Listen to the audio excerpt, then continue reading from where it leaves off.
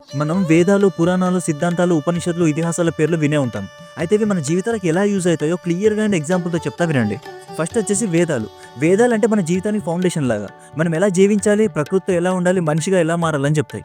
ఎగ్జాంపుల్‌గా అమ్మ, నాన్నని ఎలా గౌరవించాలి, ప్రకృతిని ఎలా కాపాడుకోవాలి, నిజం, మంచితనం, కర్తవ్యం పాటించడం వంటివి నేర్పిస్తాయి. సింపుల్‌గా చెప్పాలంటే వేదాలు లైఫ్‌ని ఎలా స్టార్ట్ చేయాలో చెప్తాయి. సెకండ్ వన్ వచ్చేసి ఉపనిషత్తులు. వేదాలు లైఫ్‌ని ఎలా స్టార్ట్ చేయాలో చెప్తే, ఉపనిషత్తులు లైఫ్ గురించి ఎలా ఆలోచించాలో చెప్తాయి. ఎగ్జాంపుల్ నువ్వెవరు, నీ జీవిత పర్పస్ ఏంటి అని. సింపుల్‌గా చెప్పాలంటే ఉపనిషత్తులు మన మైండ్‌ను ఓపెన్ చేస్తాయి. థర్డ్ వన్ వచ్చేసి ఇతిహాసాలు. ఇది డైరెక్ట్‌గా లెక్చర్స్ ఇవ్వకుండా స్టోరీస్ ద్వారా జీవిత పాఠాలు నేర్పిస్తాయి.